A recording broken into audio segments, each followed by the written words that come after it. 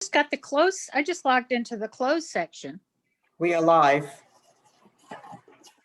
Yeah, we want the open. So I'm going to go ahead and call the very first meeting of the Commission on Police Practices for San Diego to order for January 26th.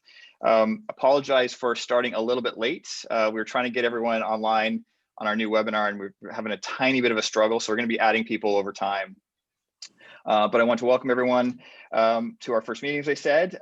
First announcement we have is we officially were chartered, or chaptered rather, to become the commission on December 18th of last year. So we are officially replacing the CRB to now become the commission.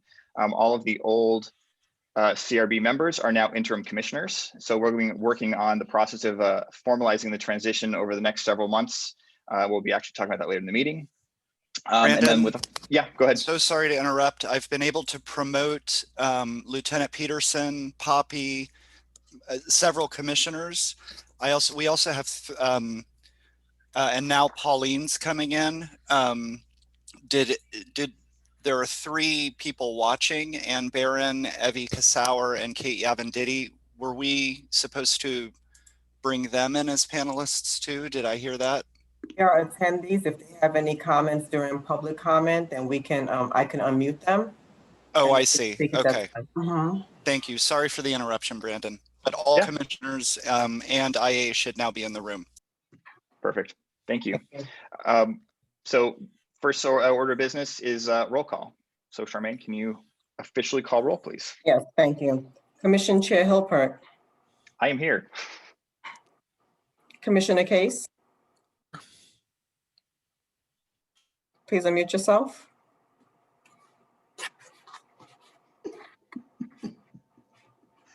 Commissioner Case. Oh, I was unmuted and then I muted myself here. Thank you. Commissioner Fitch. Here. Thank you. Commissioner Holtrop. Here. Commissioner Anderson. Here. Commissioner Workman. Here. Commissioner Dent. Here. Commissioner Harrington. Here. Commissioner Smith. Here. Commissioner Clark. Here. Commissioner Shea is excused. Commissioner Theodore. Here. Commissioner Craver. Commissioner Anderson, can you reach out to Commissioner Craver to see if he's attending? He might be having difficulties getting in. He's not in the attendees list, and I did send him the link again, but Okay. yeah. Thank you. Commissioner Vaughn. Present. Commissioner Taylor. Present. Commissioner Dauber. Here. Commissioner Spruce. Here. Commissioner Neely. Present.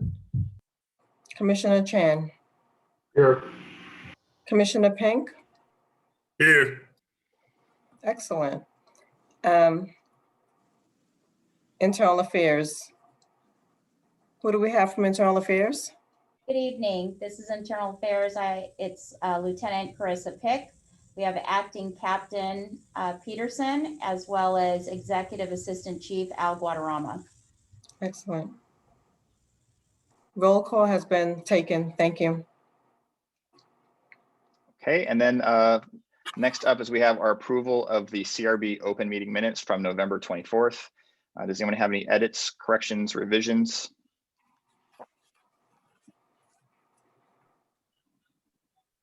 Hearing none, do I have a motion to approve? Or rather, can I get a motion to approve? I so move, Pauline. Thank you, Pauline. And can I get a second? Second. Thank you, Nancy. So we have a motion to approve by Pauline, a second by Nancy. Charmaine, can you go for a vote, please? Sure. Commissioner Case.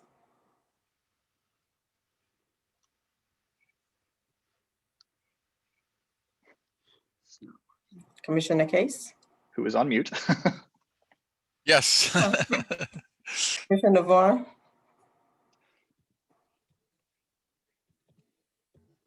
Commissioner Vaughn.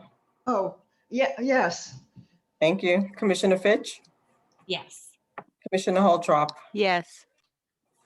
Commissioner Anderson, Yes. Commissioner Craver is excused for now. Commissioner Neely, I'll abstain. I was not at that meeting. thank you. Commissioner Workman, Yes. Commissioner Dent, Yes. Commissioner Spruce, Abstain. I wasn't there either. Commissioner Harrington, Yes. Commissioner Shays excused, Commissioner Dapper, Yes. Commissioner Smith, Yes. Commissioner Clark, Yes. Commissioner Taylor, Yes. Commissioner Theodore, Yes. Commissioner Halpert abstains. Commissioner Chan,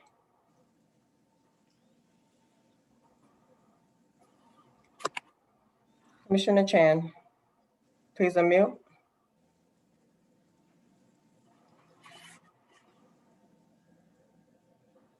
Yes. Commissioner Pink, I abstain. motion passes. Just to let the public know, for our newest formerly board members, now commissioners, they were not formally appointed as board members, so they may not all have attended the open meeting. We don't have any non-agenda public comment yet, but if we do have any, people can chime in through our Q&A feature on the webinar. The next item is unfinished business. We're currently going through most of the cases that we have. We don't have a lot of cases ready to be presented to the commission.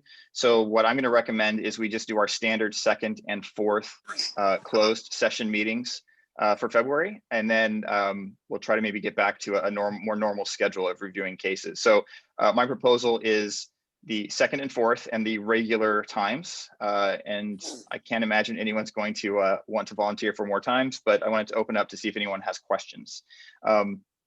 We had initially 2 cases on the closed session for today. One of them got pulled for some revisions, so we had 1 case, and I believe those are all the ones that are ready for presentation to the commission. So I'll open it up quickly to anyone to chime in and provide comments. And then I did want to ask the team leads if they have cases that are ready or soon to be ready to be presented for the the commission to review. So first, any commissioners want to make any comments at all about the closed session meetings for February? And then I'm going to ask the team leads to chime in on what their case status is.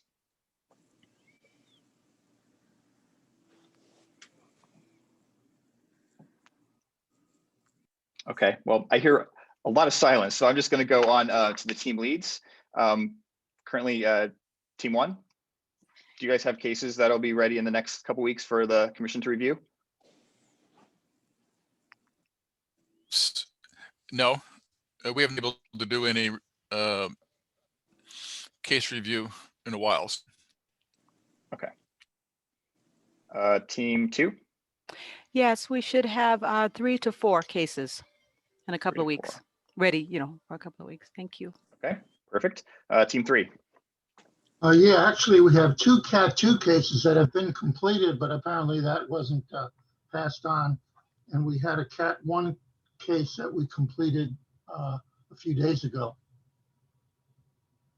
And then do you think you might have a couple more by the next meeting? Well, I don't know about for the next meeting, but we have 3 that are completed. Okay, got it. Teams 4 and 5 are currently disbanded. Team 6? Not for the next meeting, but possibly the one after that. Okay. And then team 7? I can kind of speak to that. Pauline, I know is the team lead, but we will have a couple of cases that are gonna be ready. So I think we're good on that one. So with that, the second Tuesday, which actually I need to pull my calendar, the time for that would just be our standard time. So,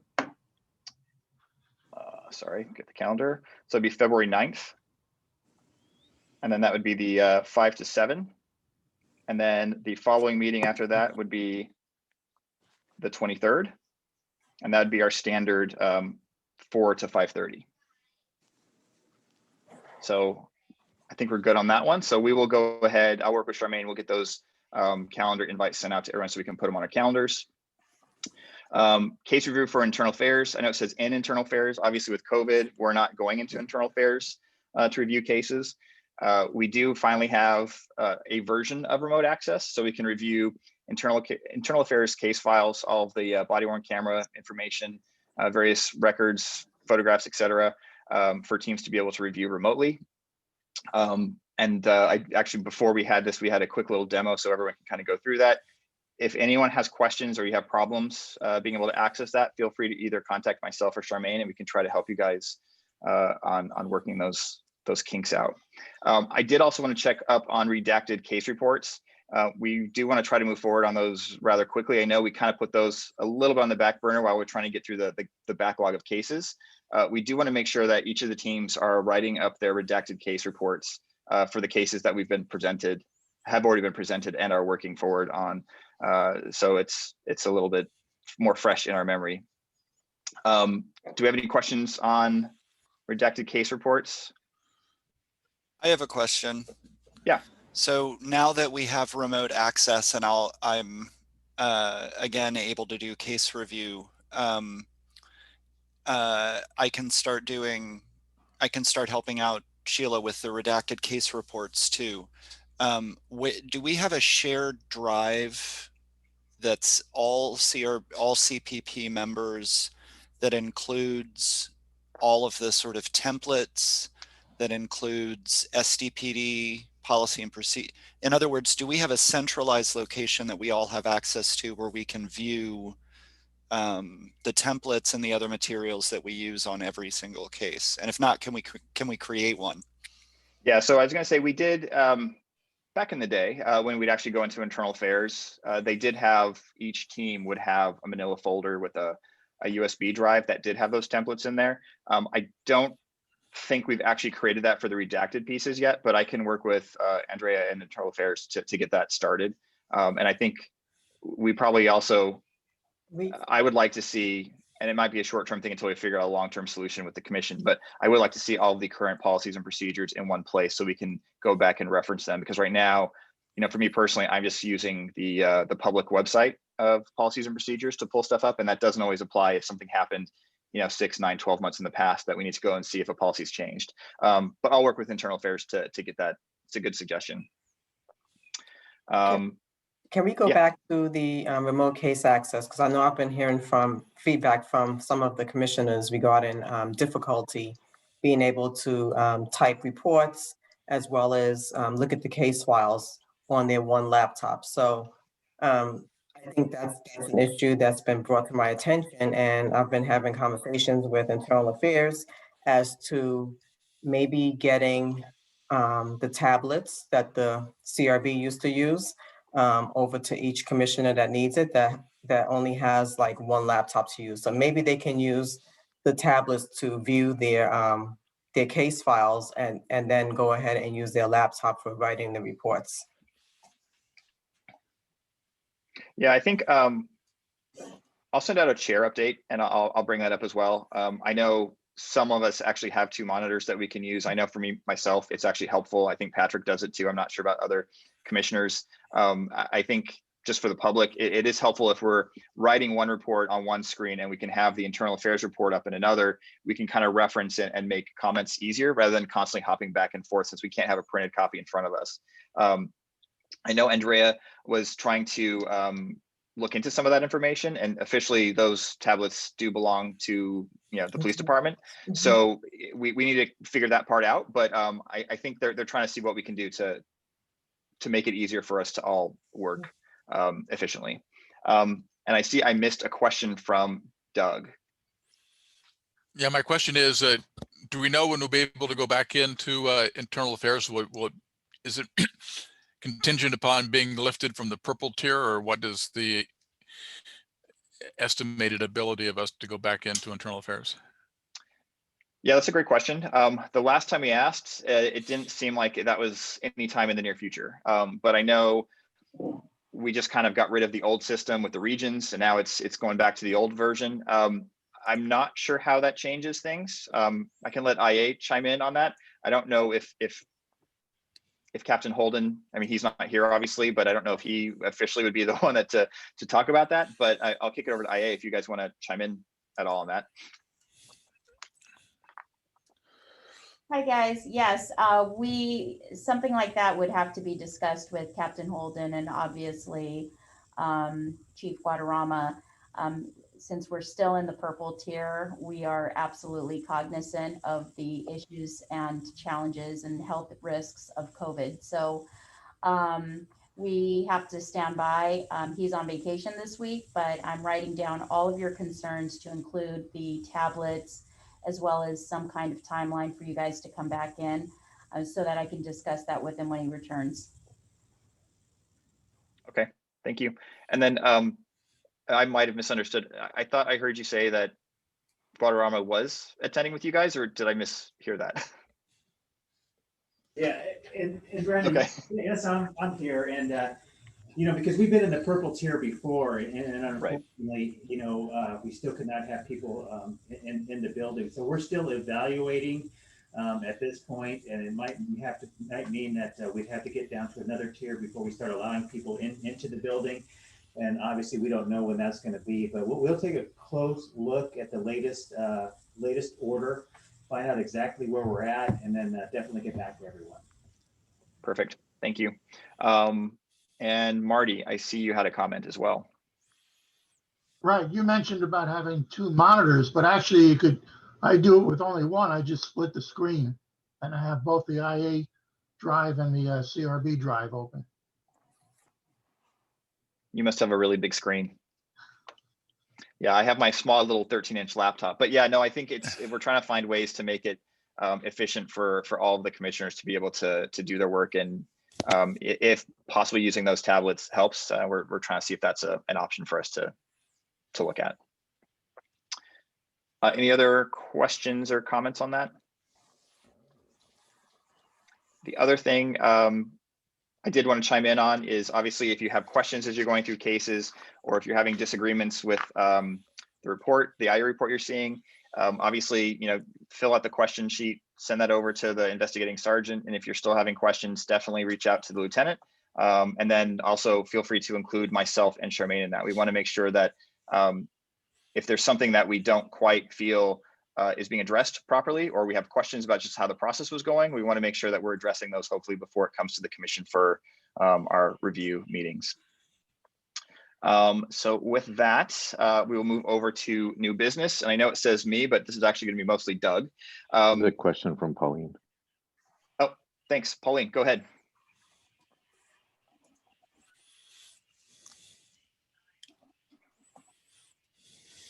Pauline, you're on mute, by the way. I'll ask it later. Okay. Thank you. So for new business, we have our 4th roundtable this Saturday, and there's a little bit of a sped up process because we did have a meeting with Councilmember Montgomery Stepp, who wants us to try to get an executive summary back to them so we can get it to public safety and livable neighborhoods. So because of that, we're actually moving back the transition committee meeting, which is usually Friday. We're going to push that back to Monday because we want to be able to incorporate the feedback that we hear from Saturday's meeting. Then what we'd like to do is hold a special meeting the following day on Tuesday, the 2nd, where we want the commission to basically approve the memo that we're going to be sending to public safety and livable neighborhoods. That meeting's on the 10th, but it's a tight turnaround because obviously we have to be able to get it to them in time that they can get it docketed and send it out, which I believe we're trying to get it to them by end of day Wednesday. So it's a quick turnaround. Doug has been amazing in doing a lot of work and kind of spearheading that whole process. So I will kick this over to you, Doug, now, and you can give a summary on all that. Okay, and maybe to elaborate a little bit more on what Brandon was saying with regard to our meeting with Council Member Monica Montgomery Stepp. It's her preference that we move forward in one step or one phase with the implementation ordinance. You may recall that from a previous meeting that we were looking at doing it in a 2-step process, with the first step being having the city council implement those parts of the ordinance that did not require immediate confer. And that includes the composition and selection process for the new commissioners, so that we could begin that process, while the more contentious issues that would require immediate confer, we're going through that process. For various reasons, which I won't go into right now, she would prefer that we do it all in one step. So what that is likely to mean is that we will be interim commissioners for a longer period of time, because new commissioners can't be appointed until the implementation ordinance is adopted. On the agenda are 3 items, and I guess let me explain them. And actually, on the PSNLN committee meeting, Public Safety and Livable Neighborhoods committee meeting on February the 10th, going to be taking 3 actions. The first one, to appoint Charmaine as the interim executive director. The second is to adopt the interim standard operating procedures, which we'll talk about momentarily.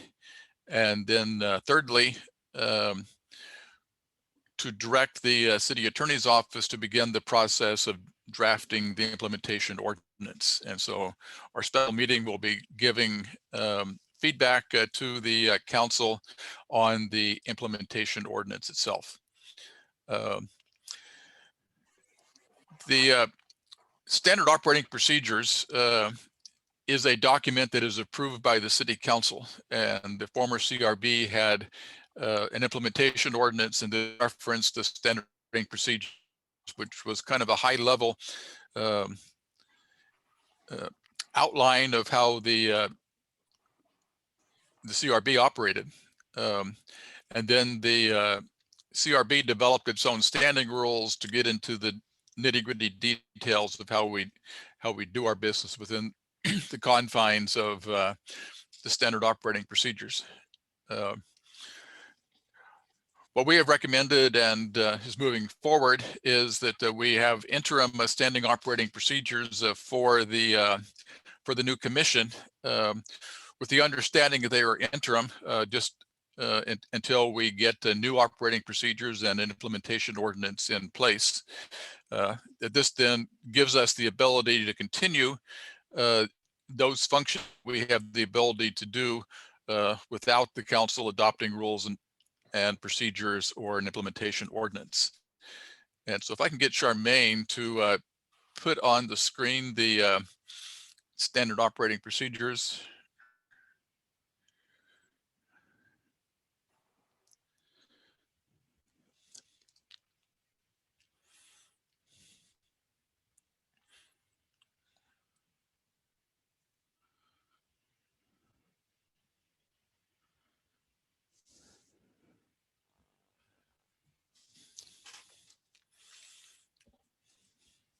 Give me 1 minute.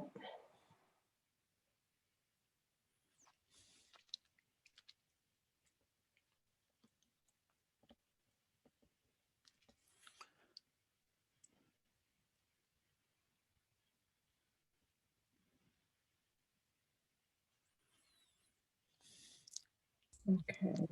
Charmaine, if you're having issues, I can share it. I got it. Thank you.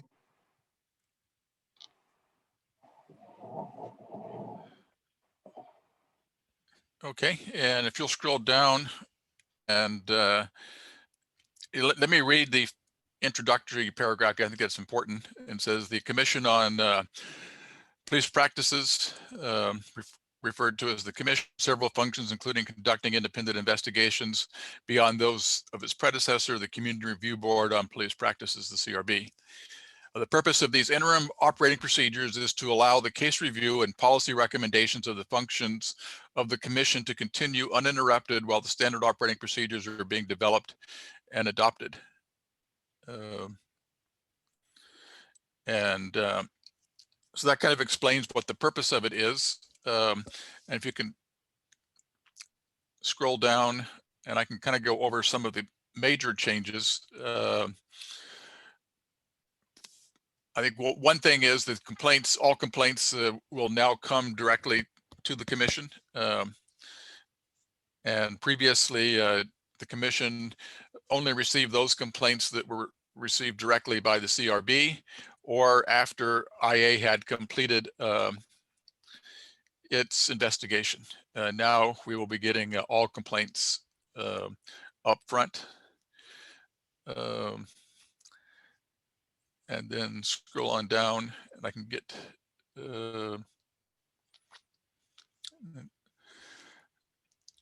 scroll on down a little bit further and stop there. Okay. And so a major change is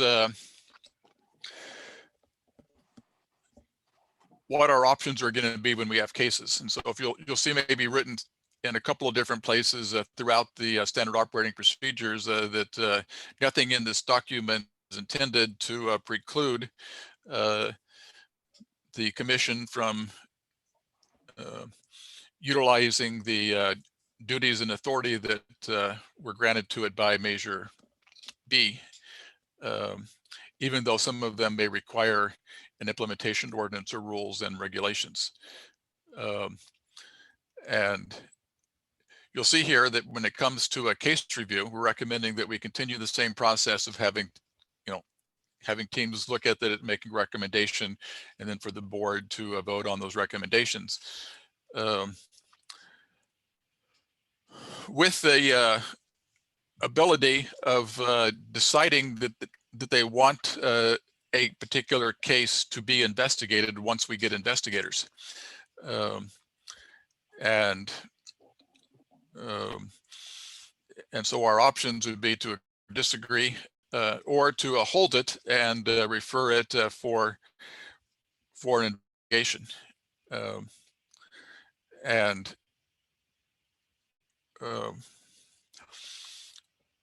part of this may be a matter of timing, because all discipline has to be conducted within 1 year.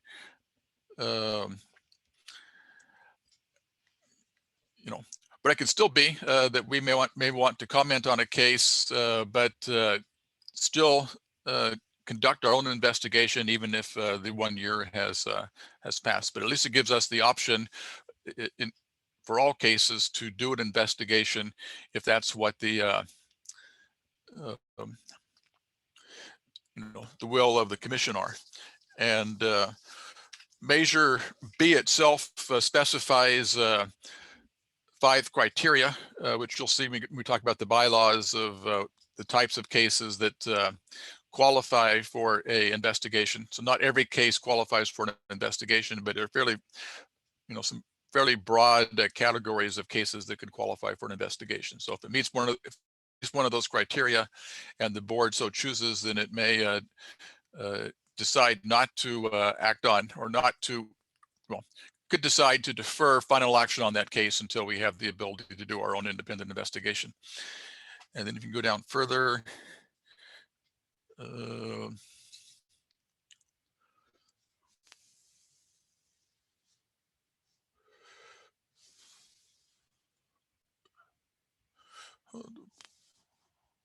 go back up to for just a second. Let me just see something here. Yeah, and so here's an example of what I was talking about previously. It says these interim operating procedures are not intended to restrict the commission from conducting such investigations once procedures for conducting investigations have been adopted. And depending upon what approach the city council decides to take, it could be even possible for us to do investigations prior to actually having an ordinance in place. Anyway, so that just preserves the rights of the commission. Now, however, for number 3, shooting, review, and in custody death cases, the Measure B mandates that there be an independent investigation. And so scroll on down a little bit further to see what, okay. And at least in it's our determination based upon or our legal counsel's determination, excuse me, that applies to cases that occurred after the commission went into existence. And you'll see there on the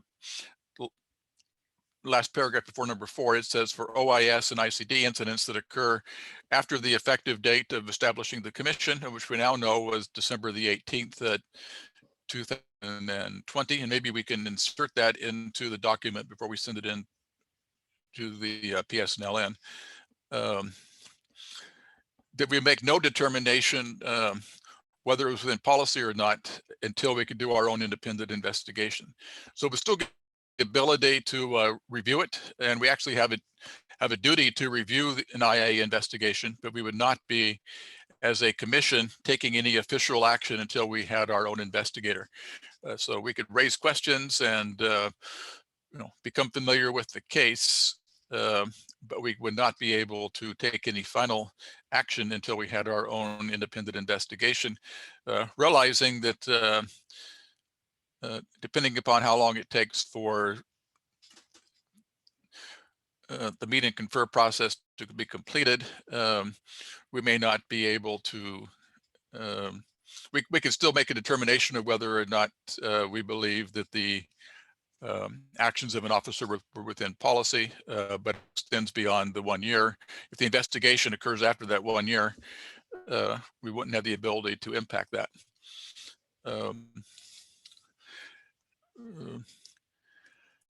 And the fourth one is the review of by the commission.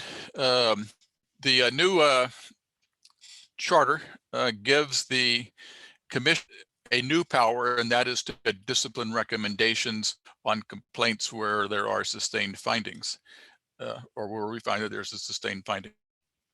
And but we still have the duty to review all discipline that is imposed by the department, just like we currently do. And so this, if you'll scroll down a little bit further,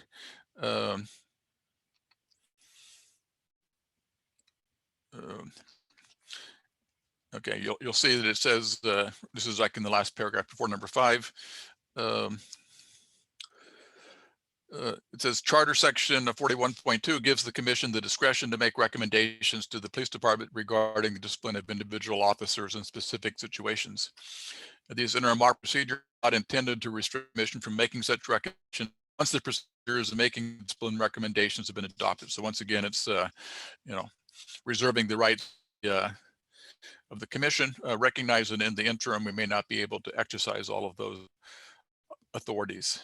The fifth one, we decided to, I forget exactly how it worked before, but we decided that if there is a case, well, currently, if the CRB and the department disagreed, we could refer a case to the mayor for adjudication. That doesn't seem to be an appropriate process given the scope of the new commission, but it doesn't preclude us from requesting that either the chief of police or the mayor review and evaluate a case. And so it was kind of left there fairly broad, saying that we still have the ability to ask the chief of police or the mayor to review a case. And then I guess another error we need to correct, Charmaine, is that versus policy recommendations, that should be in number 6. And we shortened that quite a bit because the former operating procedures kind of limited the types of policy recommendations that the CRB could give, and the new charter gives them much broader. And so it simply says that they have the ability to advocate for policies which promote fair and humane policing, and that by majority vote we can make a recommendation to the police department and mayor or city council regarding any of the policy, procedures, and actions of the police department. And so that basically is it. Hopefully everybody had the opportunity to review this prior to the meeting, and if they have specific questions, I'd be happy to answer them. And if I missed anything significant, if anybody else from the transition committee wants to chime in, feel free to do so. Thanks, Doug. I'm going to open up to the commission to ask any questions so we can get some feedback based on this. And we're a small enough group. If you want, you don't have to type it in the chat. You can just speak up. Doug, I had a quick question. That last, or that penultimate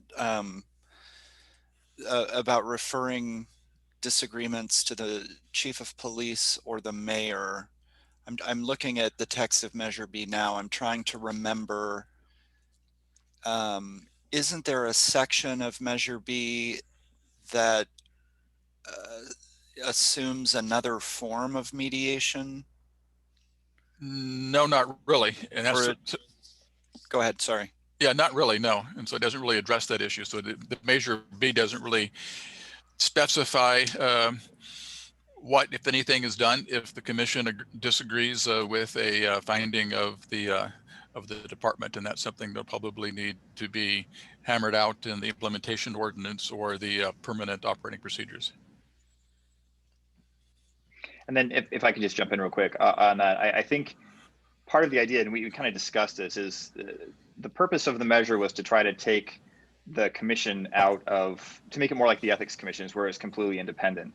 I think the reason why we kind of debated this is ultimately the chief of police answers to the mayor. So if a case like it is, I would say today, like it used to be with the CRB, if we, escalated a case to the mayor's office and he or his designee reviewed it and they decided, that internal affairs, their determination wasn't correct, or our determination was, or however they want to do that, or something in the middle, the mayor's office would then tell the police department to essentially change their finding.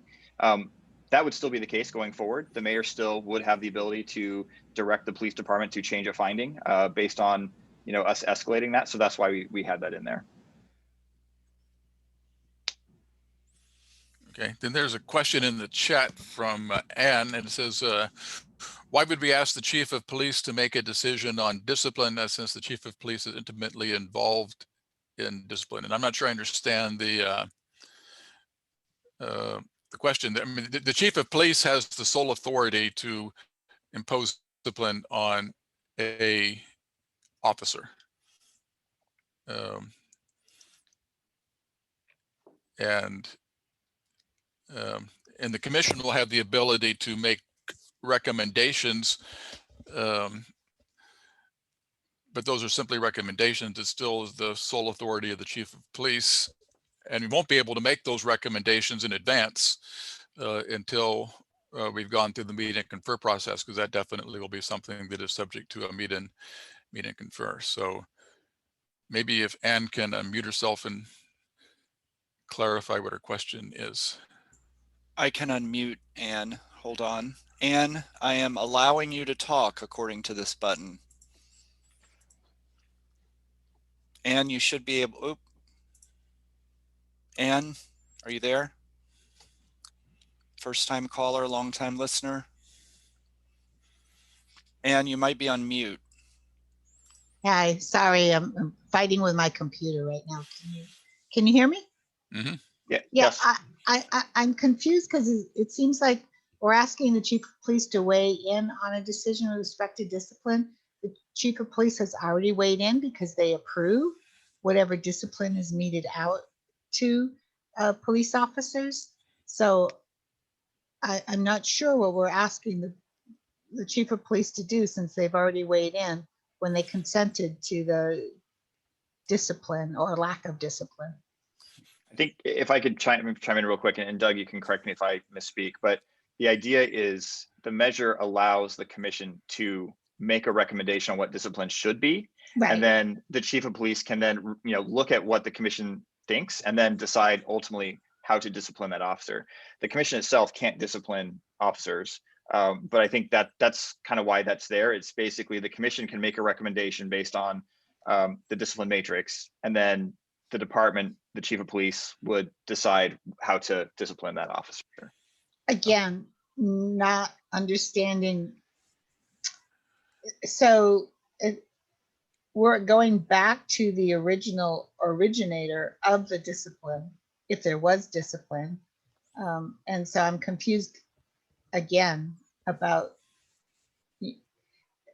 so from an employment perspective, I understand that, but there needs to be some way of the commission's ability to either override or protest whatever discipline, if any, was meted out to that particular officer.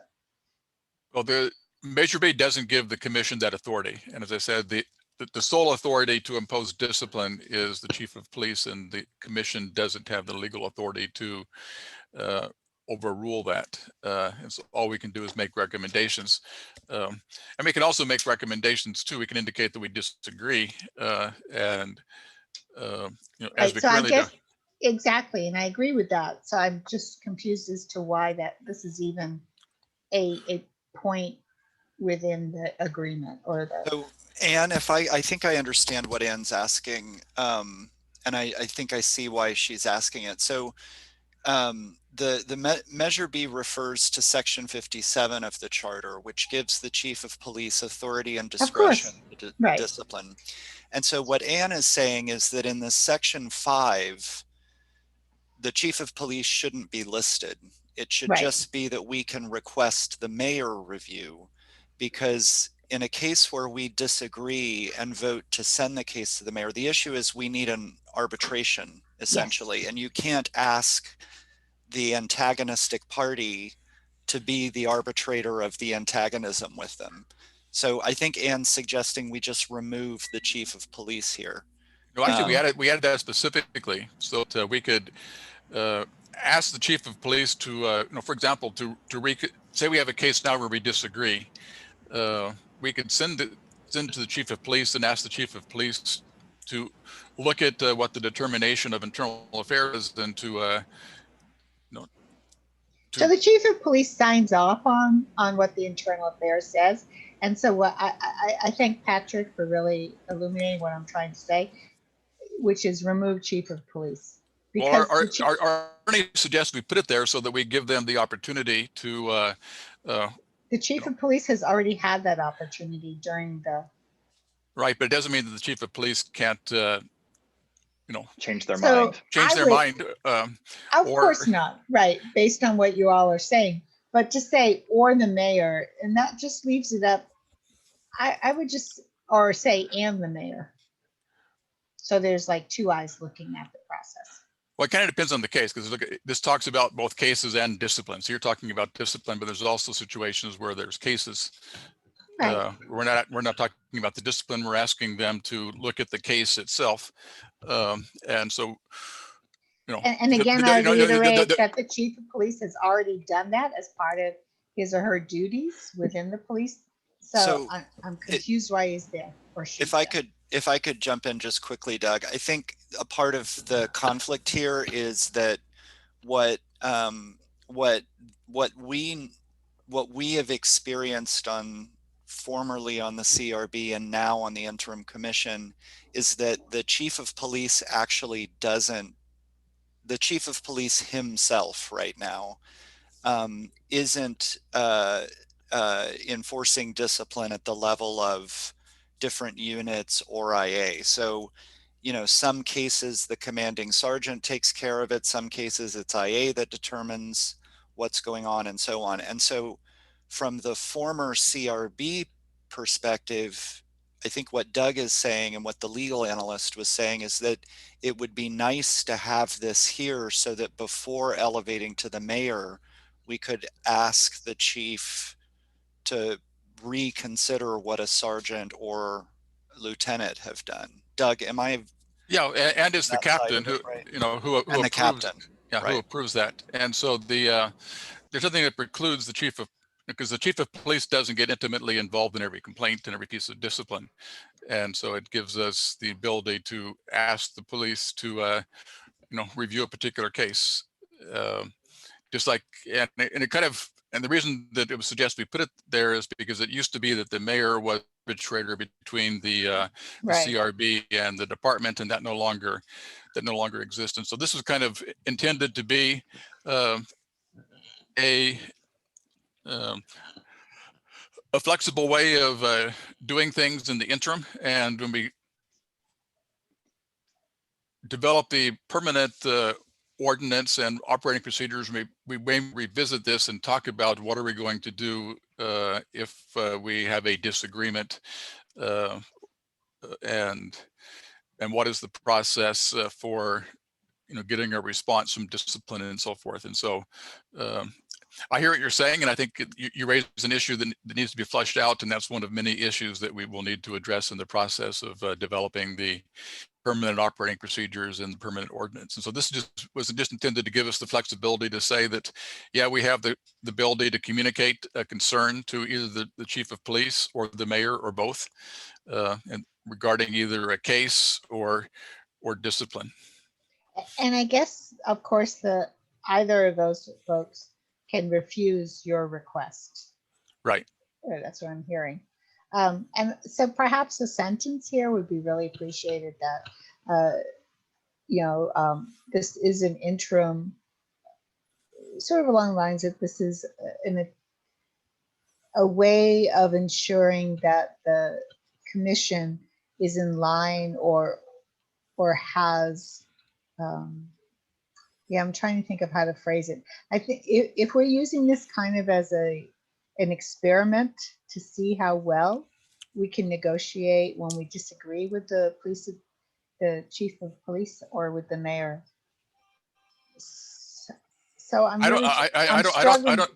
don't see it really as a pilot project. It basically is allowing us to, the purpose of the entire interim operating procedures are to allow us to continue doing those things that we currently do until we are able to come up with the investigation procedures and so forth. And so this is simply continuing the ability to refer cases without putting the mayor in the position of being an arbitrator, if that makes sense. And so we're not really...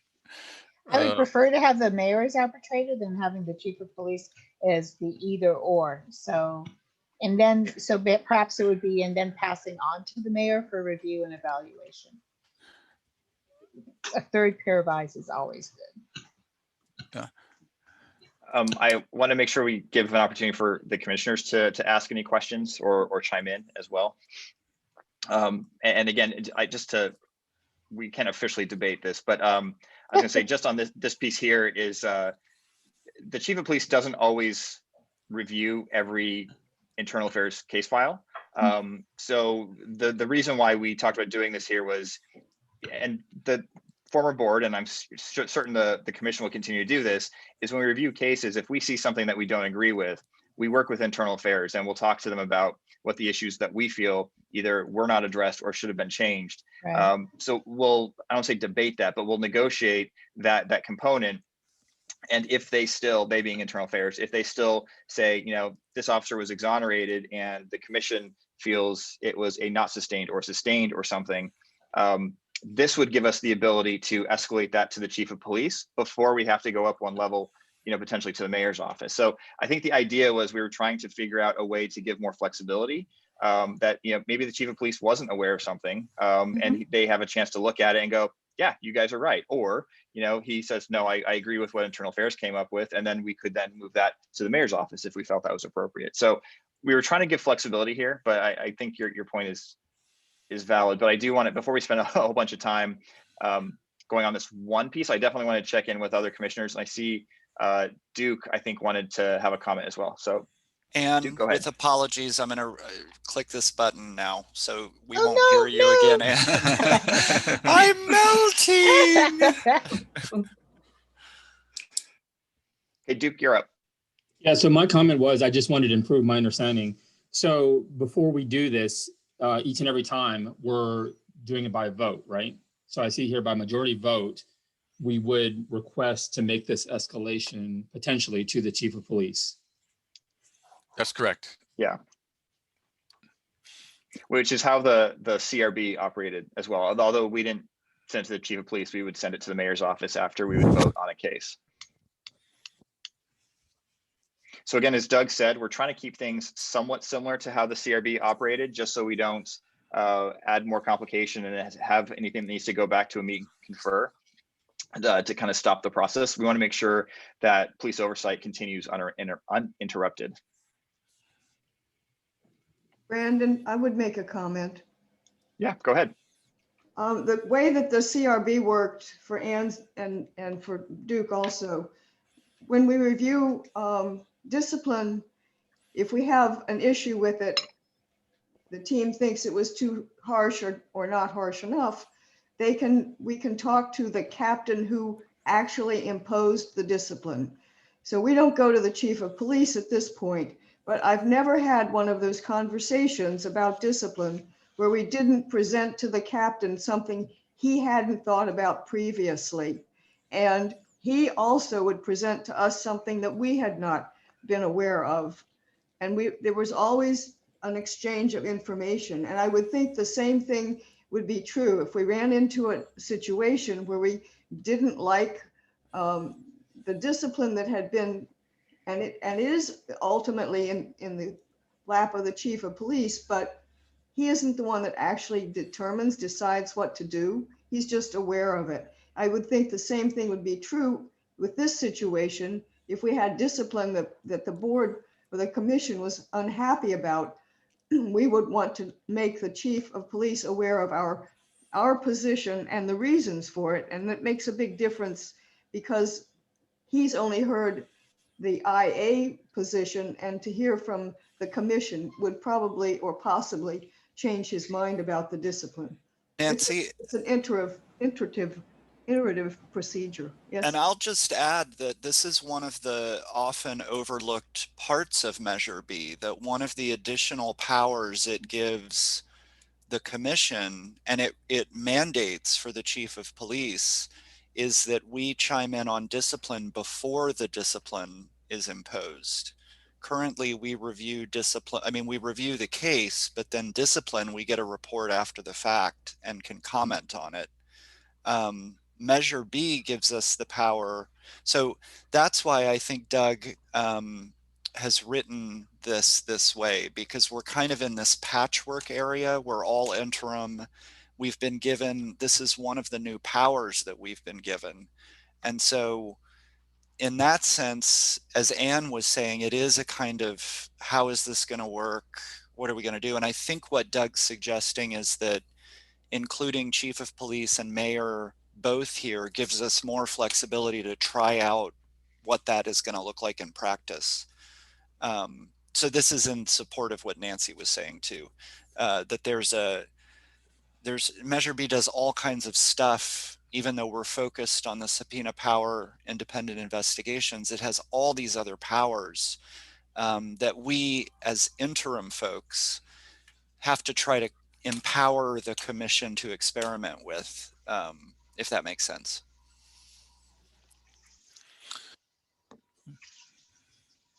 Are there any other commissioners that have questions or comments? And I saw, Evie, I think I saw you raised your hand. And that's up again, so I'll get to you. I just want to go to the commissioners first. If there's anyone else?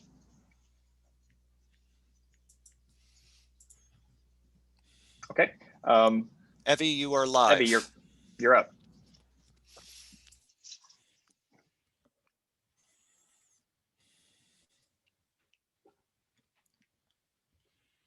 Evie, I just saw your mute went on. I'm going to unmute you. Oh, I can't unmute you. Evie, you need to unmute yourself. I can now. Okay. There you go. All right, you gave me permission to unmute. Great. Okay. I want to know if because we're past where I can read it. I was hearing that you are going to sometimes call in an independent investigator, or are going to work toward doing that, or what's written about that? Can you clarify? So much of it sounded like you were just going to go ahead with the IA, but I don't know until. No, it indicated, well, there's two things. One is cases complaints that are not officer-involved shootings and in custody deaths, we have the ability to hold the case if we want to do an independent investigation, and it qualifies for that, until we have investigators on board and they're empowered to do investigations. With regard to the in custody deaths and officer-involved shootings, will be mandated to do an independent investigation. So this indicates that we would continue to review the IA investigation as we currently do, but we're not going to take any action as a commission until such time as we have an independent investigation of those cases that occur after December the 18th. So that means that you will very quickly get started with getting independent investigators ready to be handling any of those. Well, right? That probably is something that's going to be part of the meet and confer. And so until we have the implementation ordinance and the permanent standard operating procedures, we won't be able to do investigations. Well, but you're setting up with what the time frame would be like, which maybe will be much quicker than that if they realize that it's. In other words, the meet and confer should not take forever if there's a decision that it shouldn't. You follow what I'm saying? It doesn't have to be somewhere way in the future, sitting and waiting for it to happen. It was mandated that it should be done. It should be in the request that there be the funds for handling, for getting those, and that since being asked to do it all in one time rather than divide it up into your two ways of dealing with it, steps. I think that should be something you really would want to get going very quickly, and then you use them where you decide to use them in the other ones as well. Yeah, well, I think that's the intent, and certainly Council Member Montgomery Stepp is anxious to have things progress, as expeditiously as possible, realizing it'll take some time for the city attorney's office to do the drafting and for the meet and confer to occur. Yeah, so that and that could happen, pretty quickly if there is the real will to get it to happen. So I think that you should try to have the other like you're going to do what the commission is asked to do in the first place. Be available to use investigations for any of the other ones that they see fit, that you see fit. If you need information from IA, which seems to be, I don't know if that's your next section or not, it seems to be that you can get information from them when you need it. Okay. It sounds like now you go back and forth with them. They're being asked to come in and out and or however. In other words, the IA is going to, I assume, continue to do their own investigations anyway, right? Right, and we still have the duty to review those investigations. And so Measure B requires us to continue to review all IA investigations. So in addition to commission or in the interim. No, forever.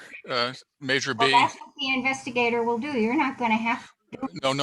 That's not what Measure B says, Evie. Measure B says that the commission will review and evaluate all investigations conducted by the department. And in addition, we will be doing investigations of certain cases that are mandated and certain cases that are discretionary. And so we will still be reviewing and evaluating investigations done by Internal Affairs. Yeah, but I doubt not the way you guys do it, because the idea is the investigators are the ones that are going to be doing all the investigating. We'll look at the IA. No. There's only a small number. There's only a small number of cases that will actually qualify for investigation. The vast majority of cases will continue to be done entirely by the department and then reviewed by the commission. Only in custody deaths or shootings will be done by our independent investigator. That's mandated to be done. Mandated, yeah. And doesn't mean they can't do it from other things. Other things, yeah, but there's certain criteria, and part of the implementation ordinance will be determined how we decide to, decide those. But the point I'm making is that we will still have the duty, even if there's an investigation, we still have the duty to evaluate the IA investigation And it's only going to be a small percentage of cases where there's going to be an independent investigation. And I'll just say, I think it's important that we, in addition to having mandated independent investigations and then the power, we can vote to do independent investigations. But we also do continue to have we're mandated also in addition to that to review the other investigations. Does that make sense, Evie? Yeah, but it's just kind of unclear why there would have to be two parallel processes going on things. That if indeed the outside investigators don't take a lot of stuff off of the actual commissioners in terms of investigating, reviewing even the investigation. In other words, it would be wrapped in to the investigators to have reviewed that and present to the commissioners exactly what they found. And in fact, if there are any questions that come up. It seems to me strange to have two complete parallel processes. I see what you're saying. So I think it is the case that for cases that do receive an independent investigation, whether they're officer-involved shootings, in custody deaths, or any other case that the commissioners have decided to pursue an independent investigation, Evie is saying that in those cases, the review of the IA investigation should be folded into the investigator's work. Is that what you're saying? Yeah. Okay. Pretty much. Yeah, and I think that's right. And I agree, and that's part of what the details need to work out with regard to how we're going to be reviewing cases. Yeah, and I thought I read something in that next group that you're going to go through, which are your operating procedures or something, that there's stuff like that in there. Right, and so something we will need to discuss in the future, and I don't want to get too involved in the permanent operating procedures, but we'll need to decide in the future is at what point in time do we decide that we want to do an independent investigation? Is that at the beginning of the process? Is it after a team has reviewed it and so forth? But I agree, we want to eliminate duplication of effort on the part of the commission. Right. When we're reviewing internal affairs investigations and our own investigators and report. Yeah. Okay. And then, yeah. Yep. Thanks. I was going to say, I want to, we have a couple other things that we also need to talk about, and they're going to be big, I think, items as well. So we only have about 45 minutes left. I did want to say, Anne did make a comment. She says, evaluate investigations, yes. Depend on IA investigations, no. Use independent investigators to evaluate IA investigations. So I just wanted to include that. What I'd like to do is try to close at least this item of the interim standing operating procedures, so we can try to move forward to the interim bylaws, the implementation ordinance, and also the attendance of Sdpd at closed session meetings. Otherwise, we're probably going to run out of time and not be able to get to everything. So, Doug, is there anything else that you want to chime in on the standard operating procedures? No, I think we should vote separately on those. And by the way, Anne, I agree with your comments, and we'll be looking at that as we develop our permanent procedures. Okay. So with that, I guess we can vote for the approval of the interim standing operating procedures. And then we're going to do these separately, and then Doug's going to go over the interim bylaws after that. So I make a motion. Motion by Patrick. Do I have a second? A second. Who's second? Poppy? That would be Poppy. Poppy. Sorry, Commissioner Fitch. Sorry, I'm being too informal. So let me just note that there are two revisions to the standard operating procedures. The first was on page 4, which was to add the effective date. And then the second was on page 5, which is to add 6 prior to policy recommendations. That's correct. Excellent. So I'll move ahead with the vote. Commissioner Case? Yes. Commissioner Vaughn? Yes. Commissioner Fitch? Yes. Commissioner Holtrop? Yes. Commissioner Anderson? Yes. Excused. Commissioner Neely? Yes. Commissioner Workman? Yes. Commissioner Dent? Yes. Commissioner Spruce? Yes. Commissioner Harrington? Yes. Commissioner Shea is excused. Commissioner Dalva? Yes. Commissioner Smith, Yes. Commissioner Clark, Yes. Commissioner Taylor, Yes. Commissioner Theodore, Yes. Commission Chair Hilpert abstains. Commissioner Chan, Yes. Commissioner Pink. Yes. Motion passes unanimously. Thank you. Excellent. Thanks, Doug, for all your work on that one, but your work's not done. Now you get to go over the interim bylaws. Charmaine, did you want me to share these? Yes, please. If you can put the clean copy up, I think we can progress with that. Yeah, I assumed that. Let me just make sure it is this one. Are you able to see that? Should I make it? Let me Make it bigger.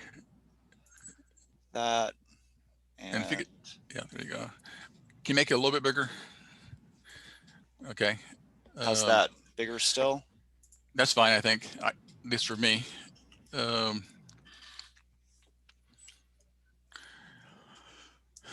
so we added a preamble. Well, first of all, let me explain that we are a new organization. So the CRB ceased to exist, and organizations have to have bylaws in order to operate. And so that's why it's important that at the very first meeting of this commission that we adopt new bylaws. It's the preamble is intended to make it clear that these are intended to be just like the standard operating procedures that we just recommended, that this, which is an internal document that doesn't require the approval of anybody but other than ourselves, that it's the intent that this will be interim, and once we have new commissioners, they will adopt within 90 days after their appointment permanent ones.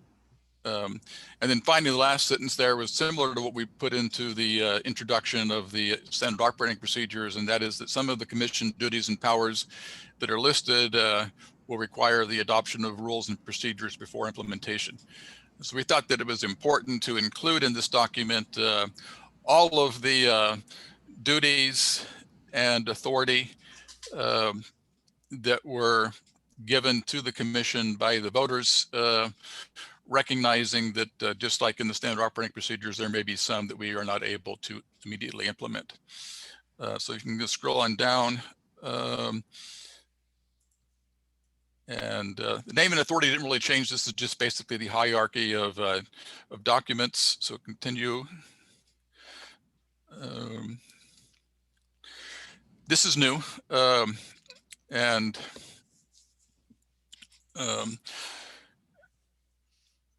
think Patrick and Kate are primarily the authors of the new purpose and mission statement.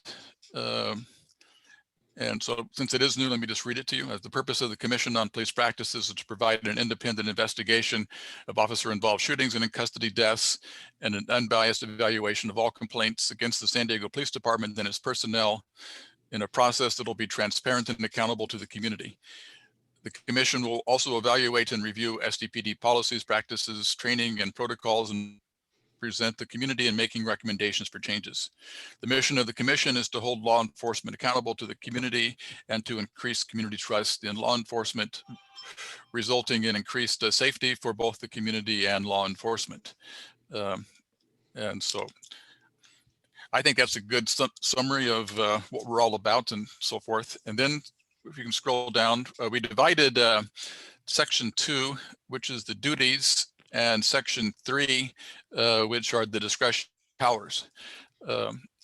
The way Measure B was written, they're kind of intermixed, and so I thought it was helpful to separate out those things that the commission is required to do by law, and those things that we have the discretion to do.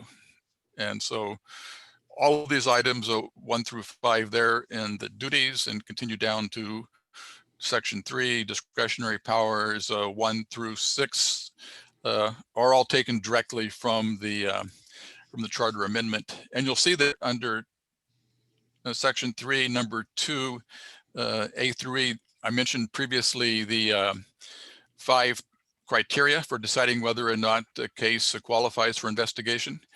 And those are the criteria that come directly from the ordinance. And so if a complaint meets one or more of those criteria, then the commission has the ability to investigate it, or and then continue on down. Outreach and education is pretty much the same. Independence is pretty much the same. And stop on membership, we indicated that the initial of the commission shall be the CRB members at the time of the CRB dissolution, which is from the charter amendment. And the new appointments will be made after there's implementation ordinance. And so all the other part in the old bylaws regarding selection and appointment are kind of like null and void. And so we will be in this holding pattern of the current initial commissioners until we have a process of electing new commissioners. Then continue on down, responsibilities. Doug, Yes. excuse me. In this section right here, 2 responsibilities, meeting attendance. Toward the end of that first paragraph, there's a reference to Article 3, Section 4B, and it should be referencing Article 3, Section 3B. Okay. Charmaine, can you make a note of that, please? Yes, noted. Okay. Thank you. Thank you for catching that. You continue on down. I have another one on page 6, Doug, when you get there. Okay. Most of this is pretty much the same with some minor changes. So continue on. So we took our old, the CRB's bylaws and used them as the basis for this, making the changes that are required by the charter amendment. So continue on down. Removal, stop for a second, and then maybe scroll back up a little bit. Okay. Removal for cause, we did make a change in that the former bylaws required that anybody convicted of a felony or a quote crime of moral turpitude automatically be removed from the commission or suspended from the commission. And this changes it so that it among the reasons for removing a commissioner would be misconduct or conviction of a crime that impedes the member's ability to serve as an effective and impartial commission member. Okay, so what I found was in this section B, the second paragraph. Let's see, 1, 2, 3. There's an extra T. Oh, I see it. It's right here. After the meeting, T, the cabinet. Where are you? I'm sorry. The 4th line over to the right. Oh, right After there, that okay. meeting, comma, T space the cabinet. T should be deleted. Okay, thank you for catching that. Sure. Continue on down. So Oh, then, here, right yeah. here. Yeah. Yes. Okay. Okay. And we'll continue on down to officers. It was our feeling that since it's the goal to get new commissioners elected, not elected, but appointed as soon as feasible, that it didn't make sense to elect new officers with the current board, because we don't know how long they're going to be, continuing. And so the sense was that we would continue on down to the next one, that we said that those serving as officers of the CRB at the time of its dissolution shall continue in office until new commissioners are appointed. And then if a majority of the commission may vote to call an election prior to the appointment of new commissioners. And so Can we make that a lowercase a? Absolutely. Thank you. I think it's To actually remove the if I'm reading this correctly. Absolutely. I think Oh, you're that's correct. Yeah. Thank you. Yeah, we should just remove the, okay. We got some good, Doug, proofreaders here, which is good. I just have a question, Doug, about the, if there's a felony or not, or moral turpitude. How does that affect internal affairs, though? They're not going to let someone with a felony into the 7th floor with an ID. So how are they able to review cases at that point? Where are you, Kevin? That was back further up. He's back at the, well, first of all, the case review, as soon as we have our own space, won't be done in internal affairs. And right now we're doing it really. Mm-hmm. But are they going to be okay, like transmitting confidential information, going to the academy for training and all those things? Like, I'm not trying to dissuade anything. I'm just saying, how's that going to work? Because as it is now, like, that's not something they do, depending on the type of record someone has. So how is that going to play into this? But I think that's the reason, sorry, Doug, to jump in, but I think that's the reason why we changed it, because it needed to be a crime that impeded the member's ability to serve as an effective and impartial commission member. So say, for example, this is obviously a really light thing. I got a speeding ticket or something. Does that prevent me from being an effective board member? No. Theoretically, even if I got a DUI, would that necessarily prevent me from being able to be an effective? Not necessarily. Right. So that's why we tried to change this, so it was a little bit more clear. Now, if you got convicted of murder, totally different story. So I think it's, we were trying to make it less restrictive in that regard. And if I could just jump in, this was a big issue for the commission, in part because, and I'll put the link in the chat, there's a recent, I'm not sure if that link is correct, but in any case, the Fair Chance Act actually limits our ability to take those things into consideration. And so that's why we removed the language about felony, but included the language about something that impedes their ability to serve on the commission in these ways.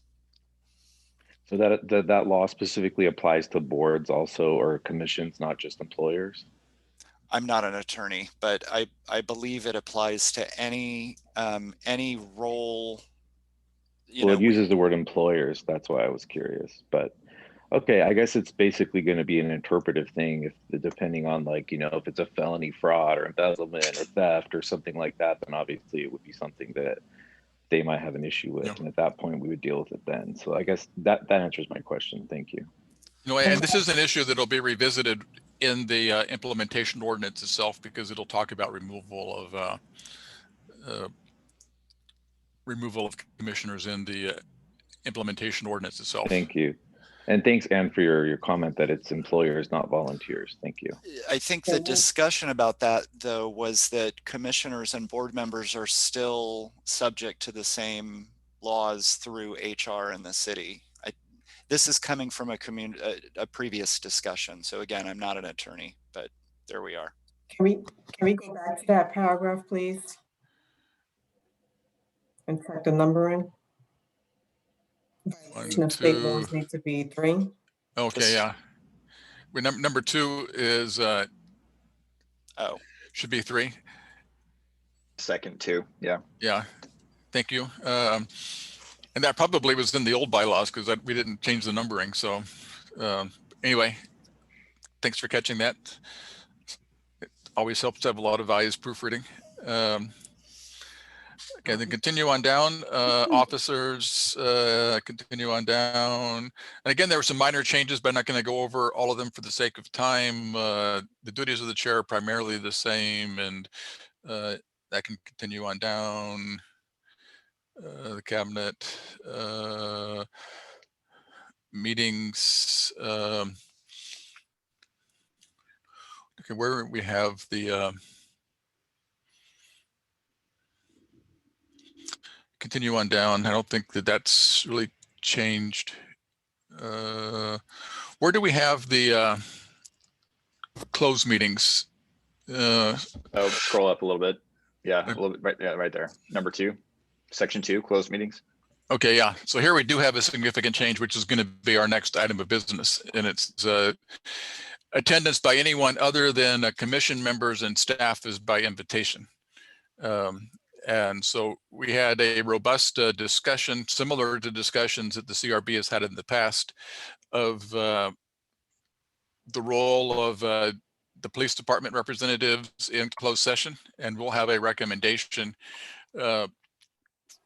for that after we adopt these bylaws. And so it was the recommendation of the Rules Committee and the Transition Committee that we simply say that attendance by anyone other than the commission and staff is by invitation, and then that we subsequently define who will be invited.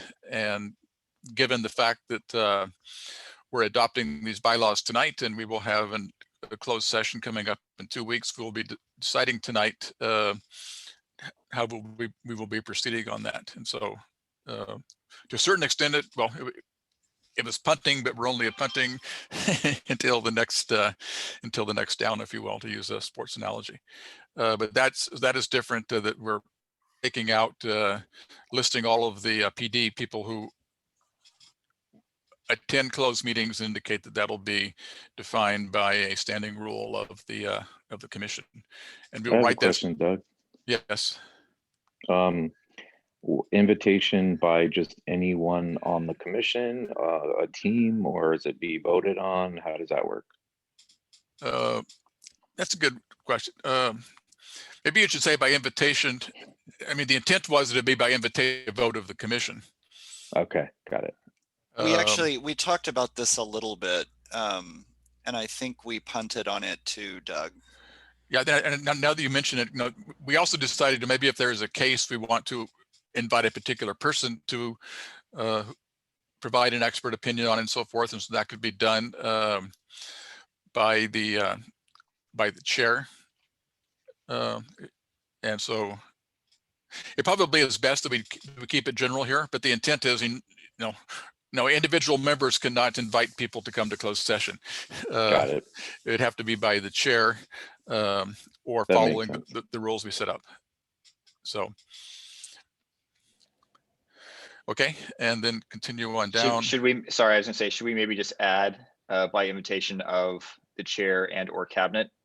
I don't know if we want to put it to a vote every single time we want to try to invite somebody, but it probably makes sense for at least the chair and or the cabinet. So I'm thinking like, sorry, go ahead, Patrick. I don't think we should do that. And I say that because we explicitly in the transition committee meeting, when we discussed this, there were very different opinions on that. And so what we said is that we would put this vague language in the bylaws so that all of those specifics could get worked out in a different document, because it's harder to change bylaws than it is to change other documents. So I think because there were different opinions in the meeting where we put this together, we shouldn't restrict anything here.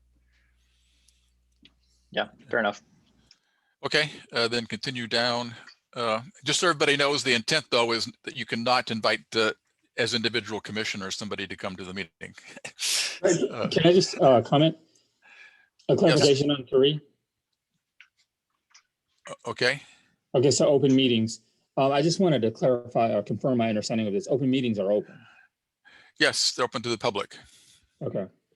And so even during this, our situation with COVID, if someone had a desire to come to an open meeting, as long as they had, the connections and whatever, they'd be able to do that. Right. And we have people from the community who are here tonight who are attending as attendees as opposed to panelists. And so we are posting our agendas and telling the public how they can participate remotely. Okay. And then scroll on down. Okay, I don't see any major things there. The committees are basically the change. We took out the nominating committee because we're not going to be having elections. Continue on down. Continue. And committees, executive committee. Go back to let me see.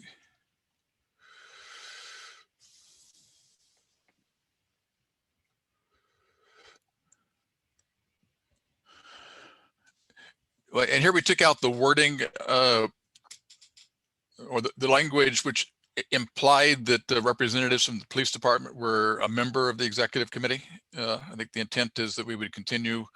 We haven't been having executive committees regularly because of COVID, but when we're able to start having executive committee meetings on a regular basis, that I think the intent is that we would continue to invite the representatives from the department, but they wouldn't be considered members of the executive committee. And then scroll on down. Not committees, administration. Okay, then we took out I don't have the entire ones in front of me, but there was a whole section regarding the mayor's office, and the mayor no longer has any role whatsoever. So we just took out that, and we made it clear that the executive director is appointed by the council, but it serves under the will and direction of the commission. And so the executive director is somebody who reports to the commission, and no longer reports to the mayor's office, and is responsible for hiring and supervising staff, but isn't the supervisor of commissioners, which is kind of what the old bylaws say. And then we also added in here,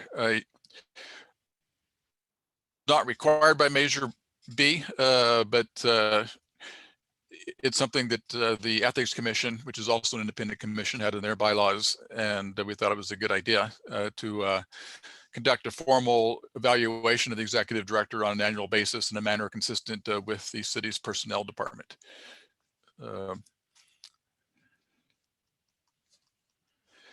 And then we have the section on independent legal counsel. And again, we took out all reference to the city attorney's office, indicated that we would train our own legal counsel. And we also, let me see if I remember. Yeah, and that the legal counsel would be hired by, well, the last sentence, I guess, is important. It says the legal counsel may be a commission employee or independent contractor, because we have had some discussions where we think it actually may be more effective to have a staff attorney as opposed to an independent contracted legal counsel. So this gives us the ability to either or. And then hiring is done by the executive director, but we felt that the legal counsel was significant enough that it required consultation with the cabinet. So, and then I think the rest of it pretty much is the same. We have several different levels of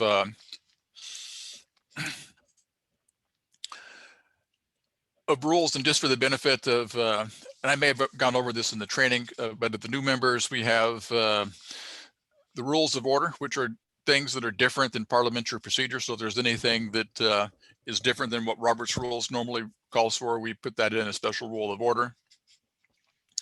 And the difference between an operational standing rule and an administrative standing rule is that an administrative standing rule is something that is completely internal, whereas an operational standing rule is something that involves the interactions between the commission and other city departments. And so we can't unilaterally decide what other city departments are going to do. And so those have to be approved by the mayor, because we can't direct other city staff other than our executive director. Okay, and then I think that should be, is that the end? Yep, that's it. It is. Okay. So just a reminder, we have 20 minutes left and we still have quite a bit to go through. So I want to open up to any questions or comments, and then I'd like to try to get to a vote so we can actually get to the implementation ordinance and then also the discussion about having PD at meetings, because we need to have that done by the end of this meeting so we know what to do for our next closed session. So I'm going to open up to commissioners for any questions.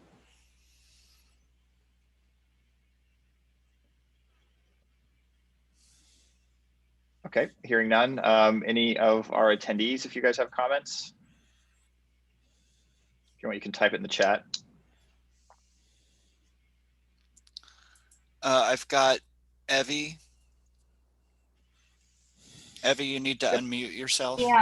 Yeah, thanks. I was just wondering, in all of the committees that you have listed that have been operating so well with your own CRB, like education and outreach and the whole slew of what things you would need if you're going to be continuing. And so it's a combination of, are you telling the new group they should have those, or are you going to be continuing doing things like that? It seems unlikely that you need to while you're interim.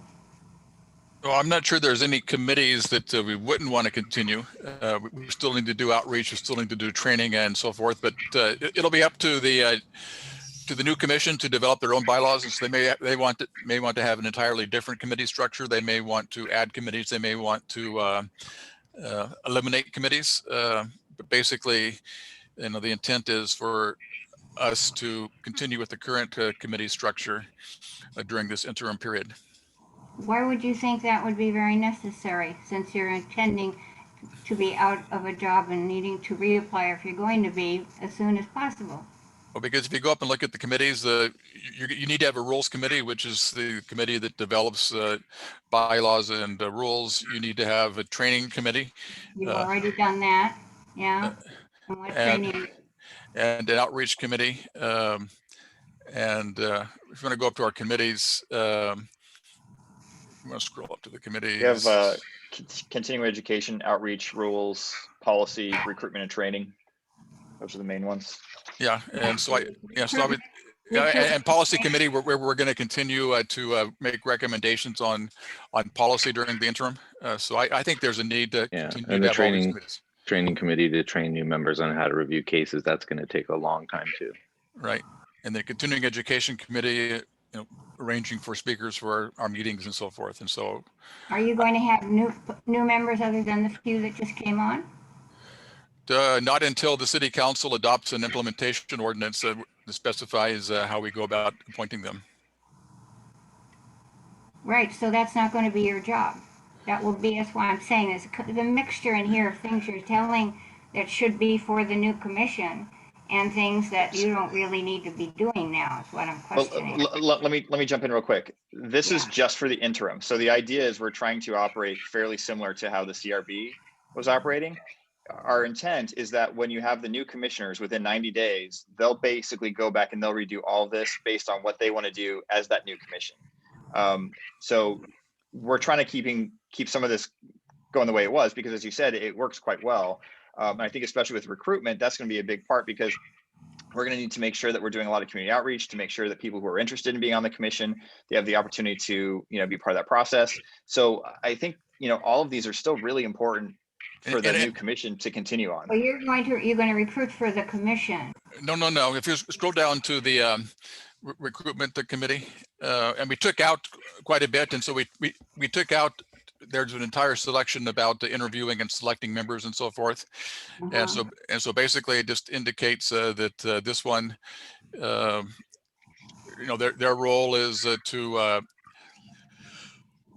inform individuals about the commission and to provide training to members, so that their role is to help people know about the commission and to train our current members, but we would not be involved in selecting or involved in the selection process in any way.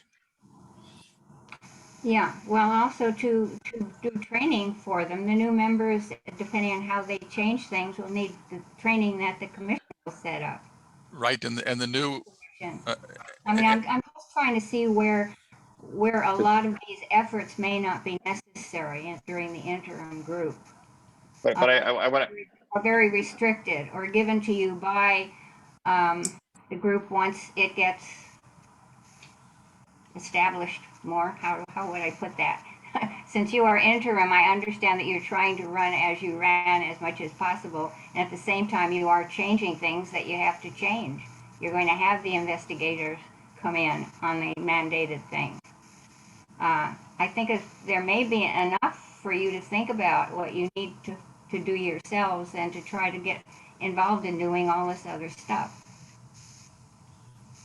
Well, I don't think, Evie, I don't think we're doing a lot of other stuff, but for example, we have people appointed recently who are still being trained. And so we need the training committee to keep training them so they can do case review in the interim. And then for my own part, the community outreach committee, it's that committee that's doing all of the roundtables and so on. So I think the structure is just there so that these things we need to do still have the structure to be able to do them. You could do them. Okay. Yeah, that's all that, I think that's all they I are. see that. I just was worried about you really trying to do a lot of stuff that you may not need to, and what you really need to do is get all those cases done. Yeah. Okay, And thanks. this just for your peace of mind, this is 10 to 20% of our work. The bulk of it is cases. Yeah. Yeah. Really. Commissioner Poppy Fitch wanted to make a comment. Go ahead. I'm sensitive to the time, and Thank you. I would like to put forward that if we made a decision to dismantle the subcommittees of the commission now, it would be really disheartening to be being asked to just look at your cases, just look at your cases, just look at your cases, and not have the ability to look more holistically at continuing education or supporting our new members, or engaging with the community as Commissioner Anderson has been doing so effectively. So, it might feel like that feedback is about looking out for our best interest in our time, but the reality is, this is not an undertaking that we've all signed on for simply to be focused on churning through cases. There's a benefit as human beings to full participation on the board, now commission. So that's my feedback to this part of the conversation. Great, thanks, Poppy. We have about 12 minutes left. We might actually try to go a tiny bit over, but unless there's no other changes or questions, I know there's a couple edits that we've already made. Do I have a motion to approve? Motion. From Kevin. Do I have a second? Second. Poppy, thank you. Okay, so we have a motion by Kevin, a second by Poppy. Charmaine, can you call the vote, please? Sure. Commissioner Case? Yes. Commissioner Vaughn? Yes. Commissioner Fitch? Yes. Commissioner Holtrop? Yes. Commissioner Anderson? Yes. Commissioner Neely? Yes. Commissioner Workman? Yes. Commissioner Dent? Yes. Commissioner Spruce? Yes. Commissioner Harrington? Yes. Commissioner Dalba? Yes. Commissioner Smith? Yes. Commissioner Clark? Yes. And Commissioner Taylor? Yes. Commissioner Theodore? Yes. The chair abstains. Commissioner Chan? Yes. Commissioner Pink? Yes. Motion passes unanimously. Thank you. We're going to be running right against that time deadline, so I'm trying to respect everyone's time for 8 o'clock. I have a feeling the implementation ordinance discussion item is going to be a lengthy one. Well, actually, we can bypass that one until our special meeting next week. Okay, so special meeting, I'll put that down there. So did we decide on the time of the special meeting? Did I miss that? Not yet. Not yet. Okay. I was going to discuss that in the chair's report, okay. I think. So I guess for the attendance and participation of Sdpd at commission closed session meetings, I know we've debated this for years, probably as long as I've been on the board. So there's pros and cons, I think, to both. I think some of the pros, you could argue that it's important to have internal affairs there to hear what our deliberations are, to hear what our feedback and our concerns are. so they can report that back through the chain of command at the police department. You know, and the cons, I think sometimes people argue that if you have especially uniformed officers that are there sitting at the table or in the room, that it could make you know, now commissioners potentially feel uncomfortable when they have to vote in a certain case. So there's merits to both. We wanted to open it up to everyone to kind of share their thoughts, their opinions. Brendan, we have a specific recommendation from the transition committee. I was just trying to give a background, but I'll kick it over to you and you can talk about that one. Go ahead. Yeah, so I think if we put it on the floor, it'll maybe focus the discussion, because we had a robust debate, but in the final analysis, we came to a consensus on a compromise solution, and that was that we would invite the police department representatives that we currently invite to our meetings, but they would be there for the purpose of answering questions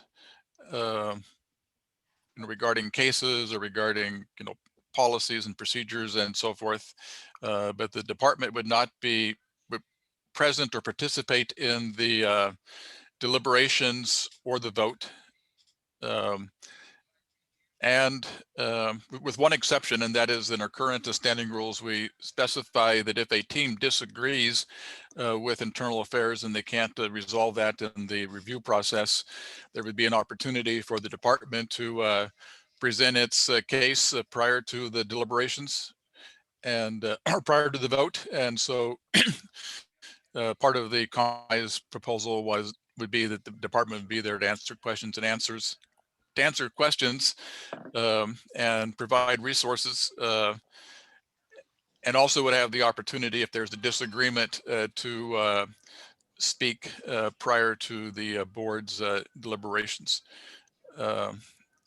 And correct me if I missed anything, anybody who's on the transition committee, but that would be what our motion would be. And then we can have the subcommittee that's working on developing our new standing rules to work out the details of how that would work in practice. I'd like to add to it that when they speak to a disagreement, Doug, they're not allowed to introduce any new ideas that haven't previously been discussed with the case review team. Right, and that'll be something we would include in the standing rules, and then we can work out the logistics, and it may be different in a virtual meeting than it is in a in-person meeting. We talked about some of the different options of way we would, do that in an efficient way. And we also talked about the ability of the department to be on standby, if you would, so that if a question happened to arise during the deliberations, that we could seek a clarification. But the intent is that the role of having them there is to answer questions, and it's not their role to participate in the deliberations, and so they would not be present for the deliberations nor for the vote. And so that's the recommendation from the transition subcommittee.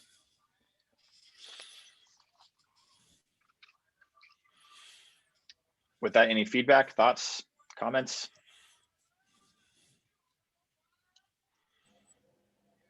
I have one other thought, Brandon.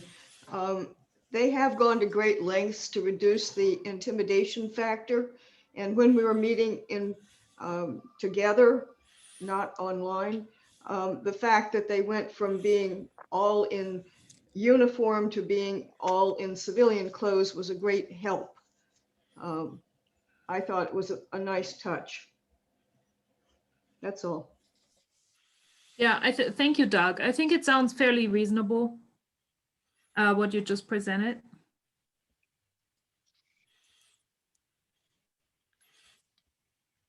Anyone else want to chime in?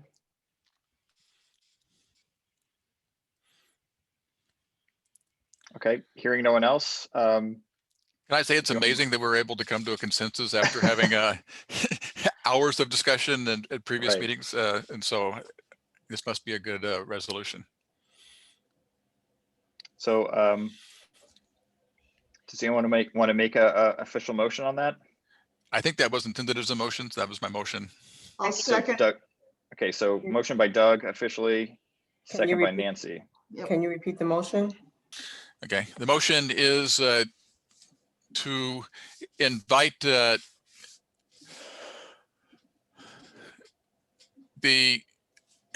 Sdpd personnel who have traditionally been invited to our closed sessions, but they would be present for question and answer only and would not be present for deliberations and voting,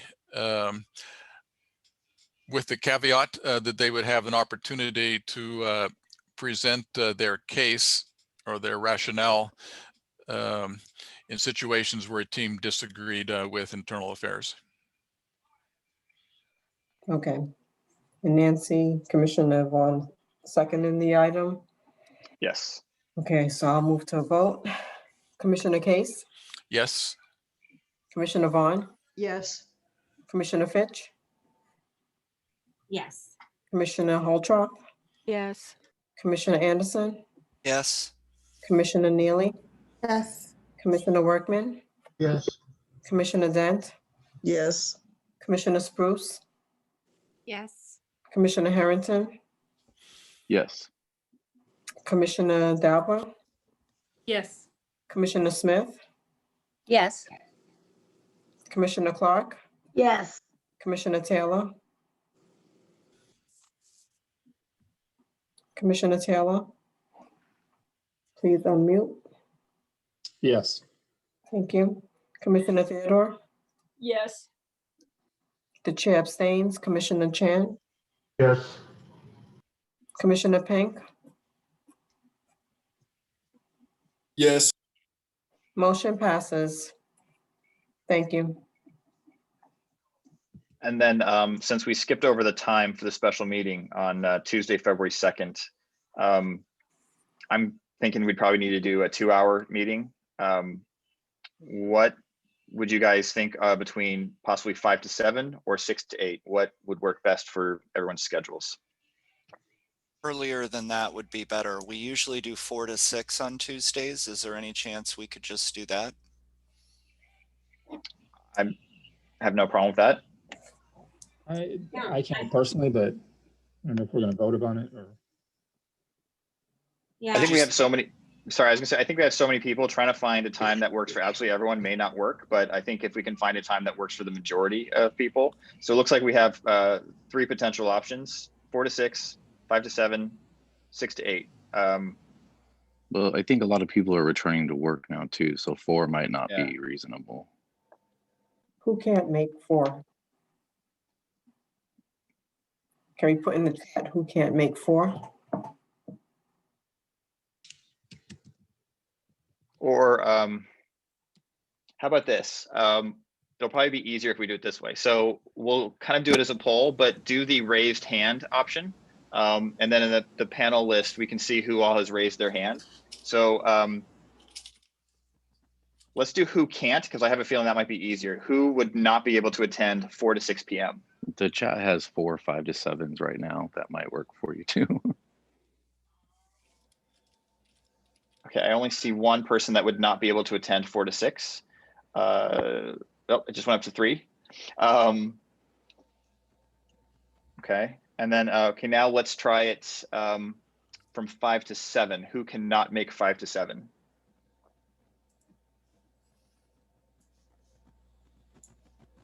I actually don't see anyone saying they can't make that.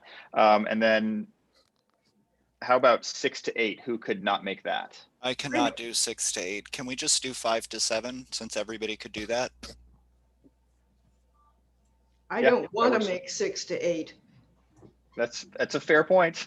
Okay, so let's plan Tuesday the 2nd from 5 to 7. Okay, thank you. All right, it is exactly 8 o'clock. If people can stay a few minutes later, I would propose let's skip over all of the committee chair reports. And then I can just go straight to the chair report, and then we can have Charmaine do the executive director, and then we'll kick it over to the department to give a quick summary. So I will try to run through this pretty quick. First, As a Brandon, reminder- can we please change the chair of the continuing education? Last meeting, Poppy took over that committee. I'm sorry, Commissioner Fitch took over that committee. But I think that's something for us to talk about, Nancy. Why don't I hand it right back to you? I took it over because you were departing and now you're not. So let's skip that whole section for now. We'll readdress before we have our next meeting. over it, Nancy. And then, so for the chair's report, if I could just remind everyone to please make sure you're putting your time into the Better Impact system, just so we can log how many volunteer hours we're all putting in. In our last open meeting, we did talk in November, we talked about the new commissioners being appointed, or sorry, at the time it was board members. At the time, we were going to have 3 termed out members that were going to be replaced. We actually were able to get that to be changed. So Nancy, Joe, and Marty are still with us.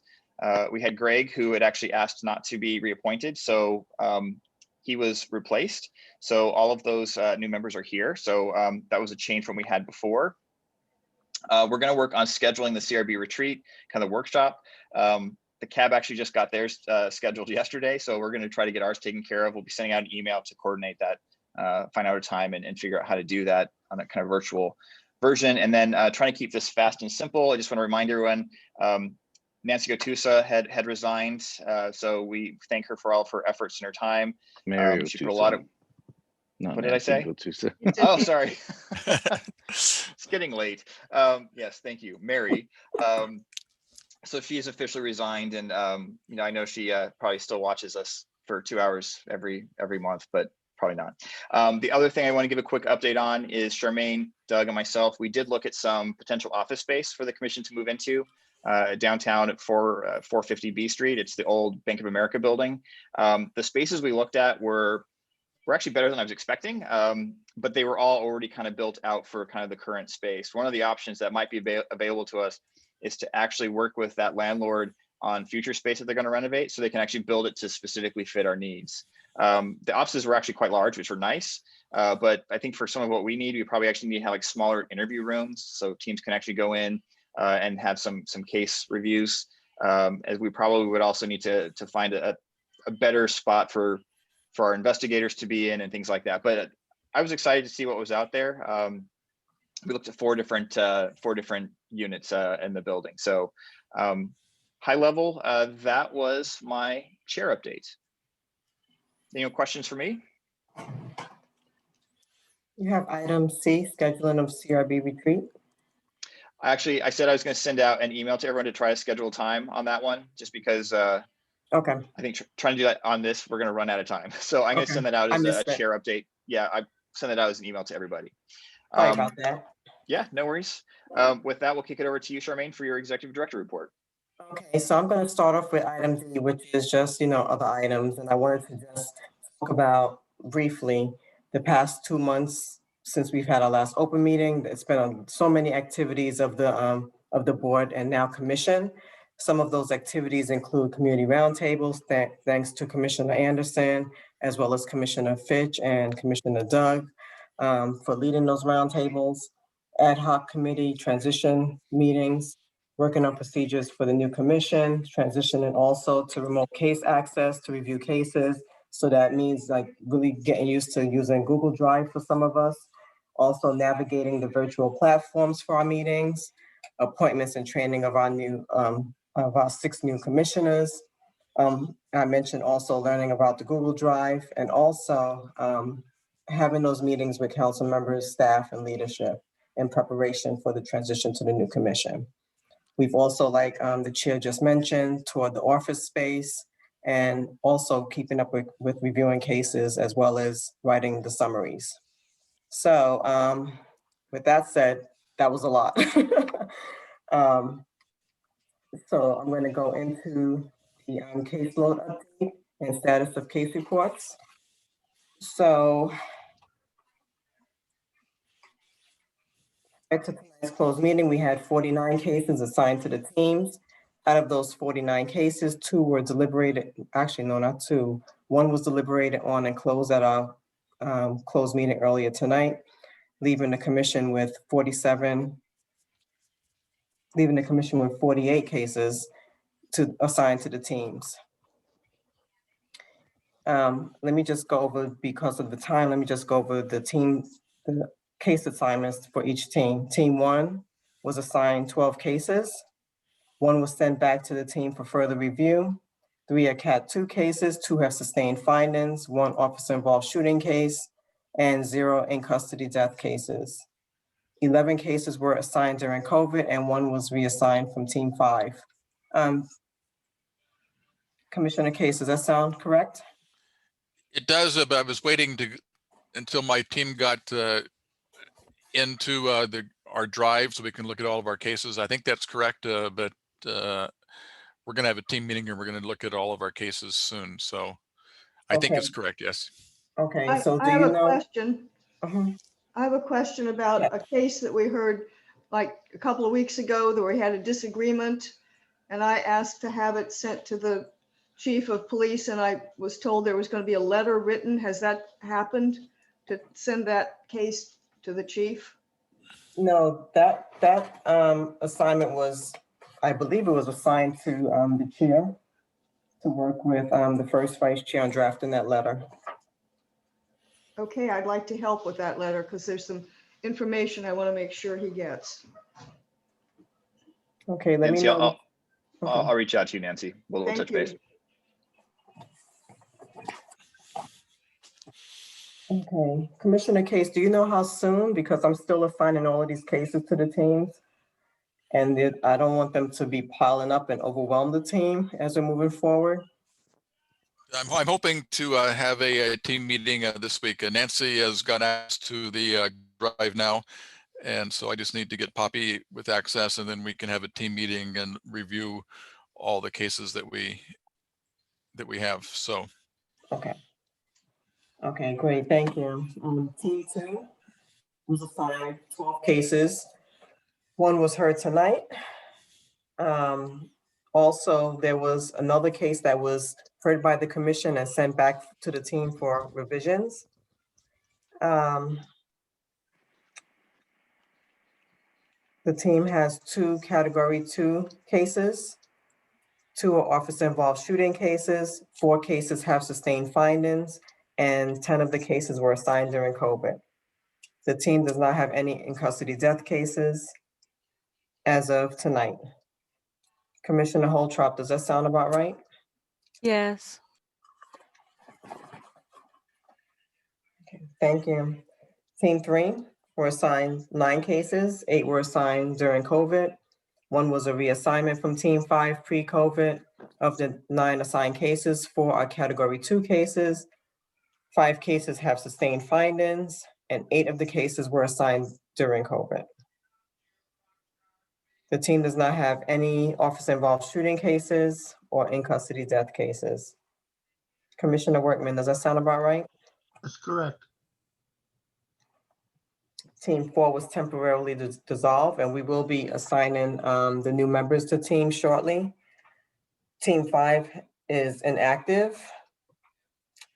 Team 6 were assigned 7 cases, all of which were assigned during COVID. Of the 7 cases, 1 is an officer-involved shooting case with a sustained finding. 4 of the cases have sustained findings. And as of tonight, the team does not have any category 2 or in custody death cases. Correct. Excellent. Team 7 were assigned 9 cases. Let's see the spreadsheet. 2 cases are category 2. 5 of the cases have sustained findings. And the team has 1 in custody death case with a sustained finding and 0 officer-involved shooting cases. Does that sound about correct? Yes. Excellent. Does anyone have any questions regarding the team assignments? I guess not. We also have 1 new case that I have to assign to a team, hopefully tomorrow morning. Item B, which is transitioning from Zoom meetings to the Zoom webinar. So due to the constant failures of Zoom, connecting to and recording to YouTube to make the meetings available for the public, we have transitioned immediately to using the Zoom webinar platform for our open meetings. Last week, there were some technical issues and technical challenges where there were meetings that were scheduled that were open for the public, and those meetings had to be canceled. So I immediately made the decision to move us from Zoom into using the Zoom webinar, just to make sure that our meeting tonight was gonna take place. So the benefit of using, as y'all can see, the Zoom webinar is that we can include more public participation. I sent the link out to my email group, which is at least 300 and something individuals. It was also posted, I believe, on Nextdoor, as well as social media, as Facebook. Does anyone have any questions about us transitioning over to using the Zoom? Excellent. No questions is good. So the last item I have is use of new email. So I wanted to just report that, and everyone knows this already, that as of last week, all of the commissioners have new emails. It's sandiego.gov, so they can have access to Outlook, as well as an easy connection to Google Drive.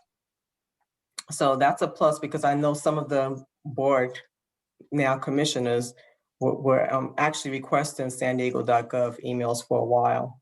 This is really good because it protects, the private emails, and it makes sure that all of the business commission emails are all in one place, which will be in Outlook. Does anyone have any questions about the new email system? Charmaine? Yes. You may want to remind commissioners, especially the new commissioners, that everything that is in our emails is subject to a public records request. And there are some restrictions, but make sure people understand that those emails are subject to public disclosure. Yes. Just be careful. Everything that you put into, especially sandiego.gov emails, are subject to PRAs. Just be careful what you're typing, and especially sending to me. Just think about your email get into, I guess, newspapers or end up on social media. So it's always important that you be careful what you write in your emails. Also, let me think, with the emails, I think, Doug, you mentioned something about it, like when you open up Outlook to check your emails, it goes into the focus group folder. There's a setting that's on there that you can change, so you can see all your emails all at once. So make sure you change your settings.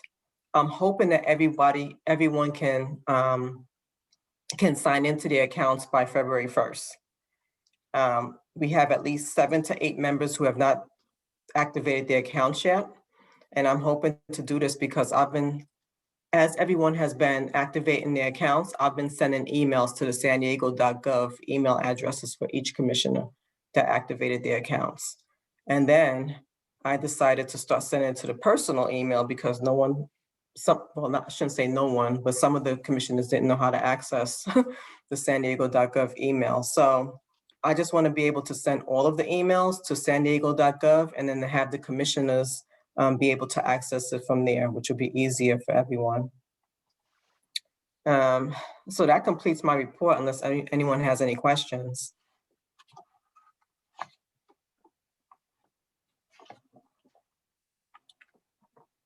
Okay, thanks, Charmaine.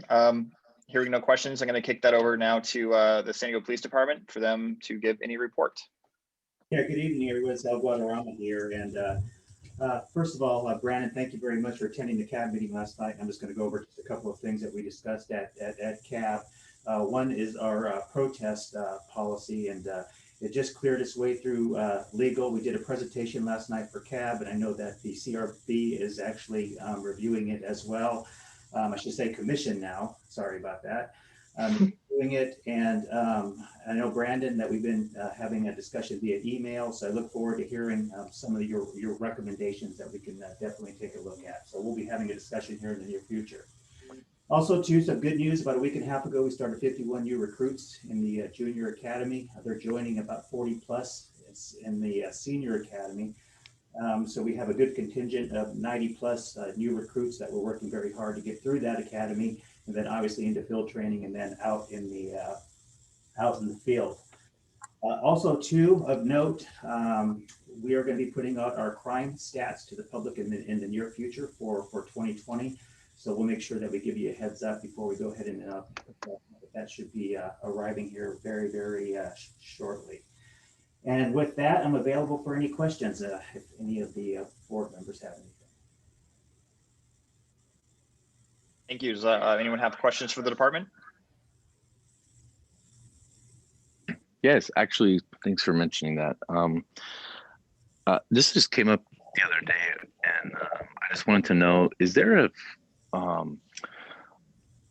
don't want to say a helpline, but is there some kind of confidential phone number or confidential method that officers can use anonymously or not anonymously, either way, to report something, like whether it's something they see that is, you know, I don't want to say illegal or but something like that, or something within the structure of their department or command or something, whether it's reporting a supervisor or something they're having a conflict with, or is there something like that that exists?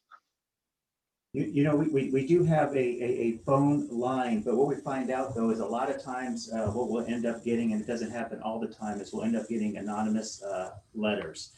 And anytime we do get an anonymous letter, we follow up on each and every one of those, and ultimately some of those could turn into an investigation.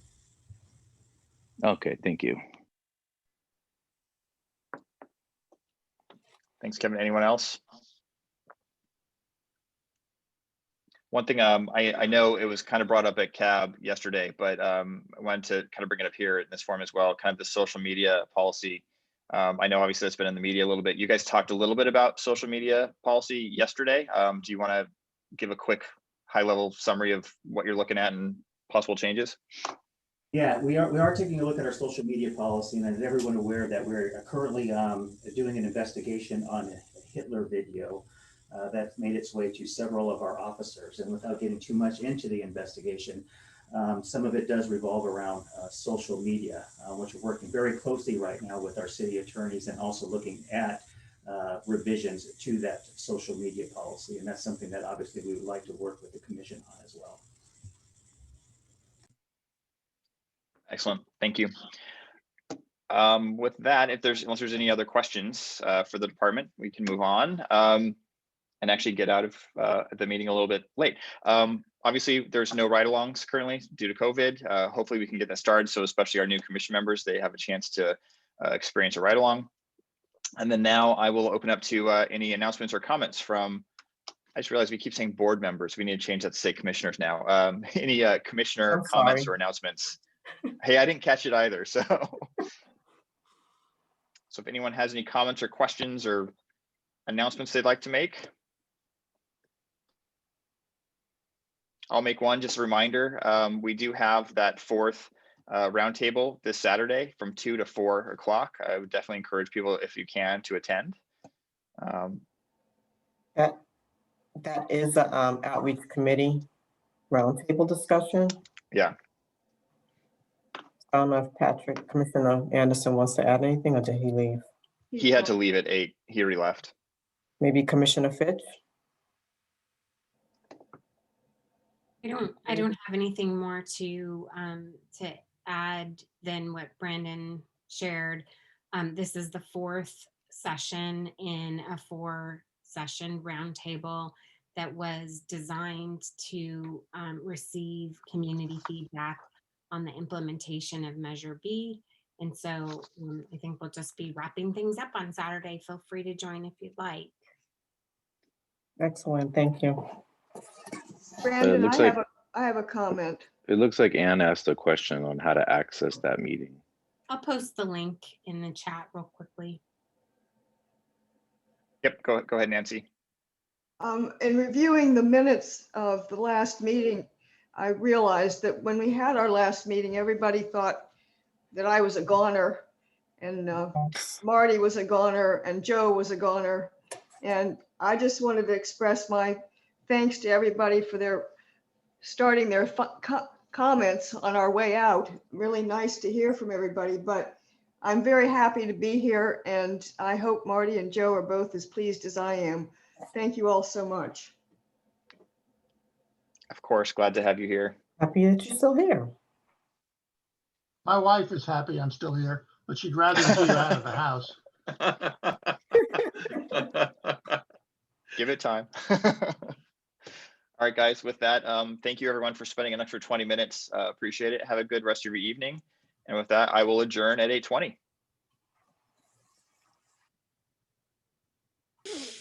Night, night, everybody. Good night. Good night. Good night.